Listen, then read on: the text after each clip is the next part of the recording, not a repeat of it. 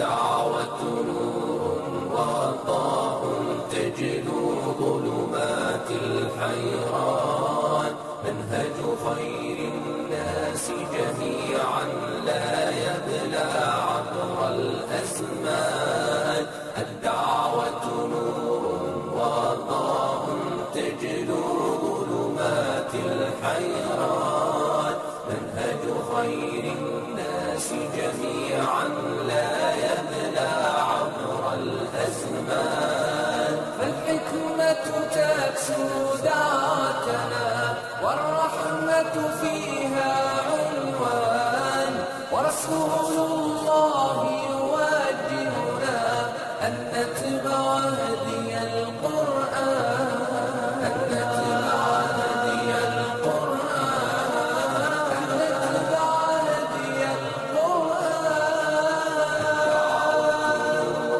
وضاء تجلو ظلمات الحيران منهج خير الناس جميعا لا يبلى عبر الأزمان الدعوة نور وضاء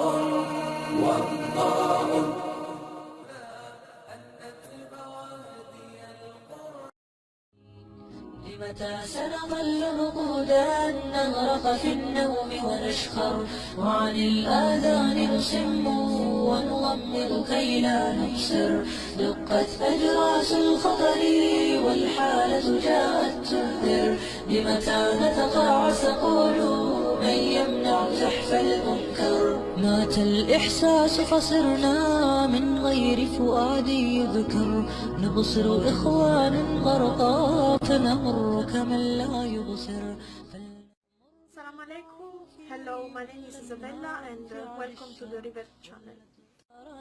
دجلا خلقت كي نعدى لا أملك فكر الكلمات تقلع بالدين مورر أو شخصية تأثير ما عندي فلتتقهقر ما تذكر ليس بعذر I've been a Reer to Islam nearly 2 months now. MashaAllah. Yeah. And so what was the first thing that inspired you to investigate Islam? Like, tell me about your journey. Where did it start? When I came in London around 10 months ago, I was impressed by how many Muslims are in this city, because back home in my country you don't see Muslims every day, and if you see is that something distant from society, something apart, while here is something very normal. So at the beginning I was impressed, for example, seeing girls working with the hijab, which is something very rare in my country. Where are you from? I'm from Italy, Which part of Italy? north of Italy, Turin. Okay. Yeah, so this made me curious to understand more, especially because nowadays we see on TV, you know, terrorism and these kind of things which are always related to Islam, associated with Islam.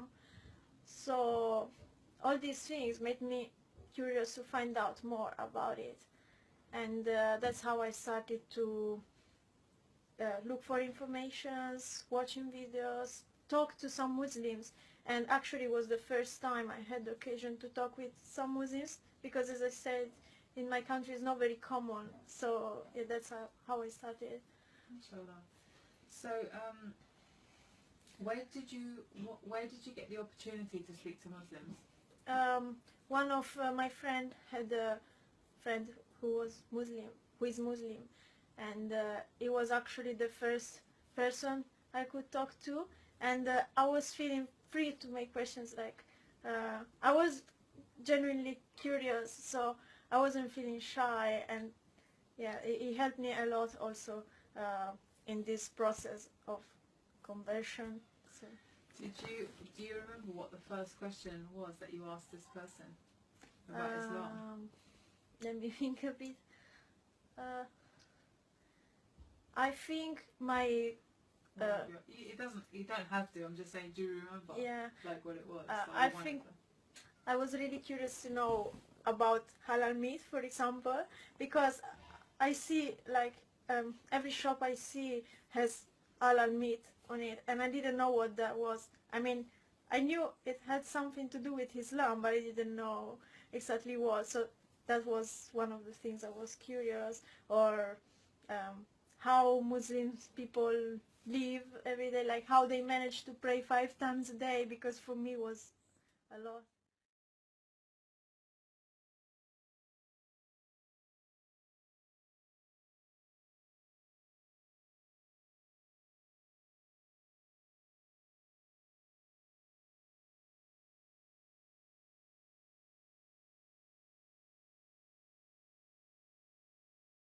So,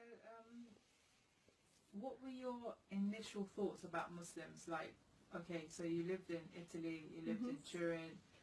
At that point, like when you were there, what did you think about Muslims? To me, Muslims looks like something very distant from my life, because uh, they do their own lifestyle. And I used to think, oh, they wear these cars, like a bit weird people, and you don't know much about them. So it's not in a bad way, but just like something very different, very distant. Yeah.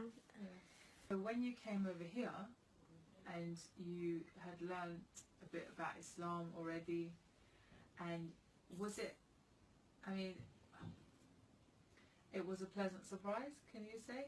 Yeah. That they Because were normal, like... yeah, much normal than what I thought, because actually there is this prejudice back home, like, oh, Muslims are, weird and associated with bad things. And actually, when I had the chance to talk to Muslims, I just found out they are good people. Actually, they are just normal people, much normal than what we think. So why do you think, including yourself when you were back home, right? Why do you think that people thought that they were different, a bit weird? What do you think the reason is for that? I think usually non-Muslim people, they don't know much about it.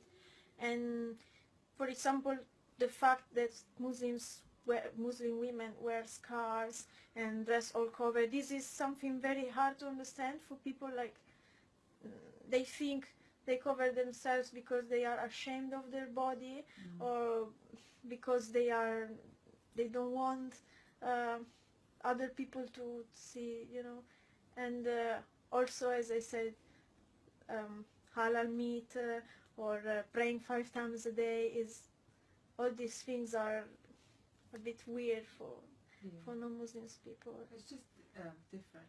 Yeah, different. Would you say it's different? Isabella, what were your initial thoughts about the hijab and the niqab? To be honest, before I knew what hijab really is, I used to think like most of Western people think. So the hijab may oppress women, or maybe women are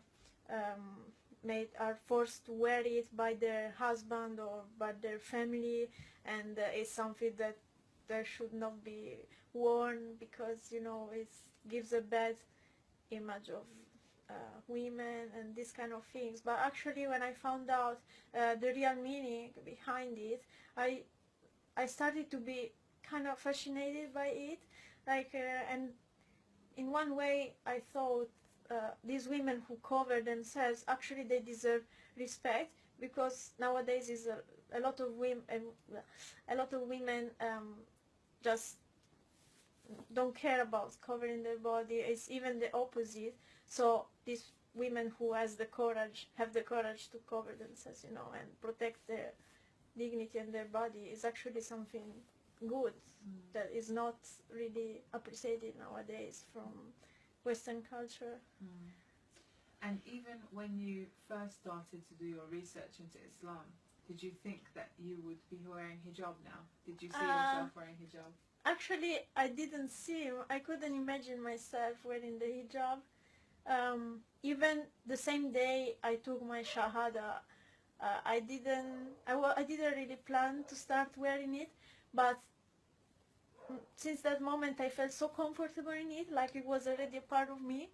And that day I decided to go home just wearing it, like let me try how it is walking in public wearing a scarf. And actually I felt very comfortable, and maybe I didn't expect that. Yeah.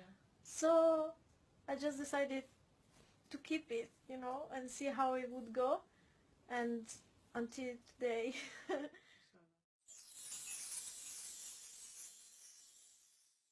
when did you take your Shahada? I took my Shahada in June in the East London Mosque. Okay, cool. So, how was the experience of the Shahada in the mosque? Talk me through your experience. To the mosque in the ladies section and just went in the space where women can change themselves, and I just put on my abaya and my scarf because I used to be a bit embarrassed to go in the streets like wearing like that. So yeah, that was actually the first time after Shahada I went in public with my hijab. Yeah. And how did you feel immediately after you'd said those words, La ilaha illallah Muhammadan Rasulullah? How did you feel when you said those words? I was very very happy, and I felt like some part of myself was finally complete. Like I found something that I was searching for a long time, and I felt nearly like crying, and I had some sisters around and they were hugging me, and they were nearly more happy than me, you know. Oh. It was such a good day. I will always remember. And tell me about your experience when you first tried to arrange to take your Shahada. Oh yeah, actually after 6 months of research, one day I just realized that I was feeling ready, and actually I was feeling already Muslim inside, and the only thing I was missing, it was actually taking the Shahada officially, to say, like for the world to know, oh, I'm Muslim, because I was keeping it secret. Just few of my Muslim friends knew that I wanted to take it. So I planned to go. It was a Sunday when I decided, and I texted one of my friends and I said I want to take it, and she said, look, don't delay, let's go tomorrow, let's meet and go to the mosque together. And it was actually also the first time for me going to a mosque, to be honest, and I was so happy and nervous a bit. And yeah, so we met and we head to the mosque, and we headed to the mosque, and we went to the information center, and we booked an appointment with the imam to take my Shahada. It was about 4 o'clock, and he said come back 7:30, and the imam is gonna be here for you to explain you some things and give your Shahada. Okay, and yeah, I was so excited and happy, and I spent 3 hours in the mosque with the other sisters, and we read Quran, practice praying, wudu, and these kind of things. And when we finally were ready, we went to the main place to meet the imam, and it was 7:29, and something unexpected happened. Someone said, oh, actually the imam is busy, I don't know what happened, but your name is not on the list. And we were like, how comes my name is not on the list? We went here, we spoke to someone, and then, oh, I don't know, I really don't know, I'm so sorry, but the imam now is busy, you can't take your Shahada. And in that moment was like my heart broke. So I was feeling so upset, and I said, okay, so when can I come back? And it's like, you can come back on Saturday and you're gonna take your Shahada. I was like, oh my god, I have to wait until Saturday, I can't wait so much. It was nearly 1 week, and I was feeling so upset, I wanted to cry. So in the beginning I was so upset, but actually straight after I thought maybe it's for a good reason, maybe it's for a better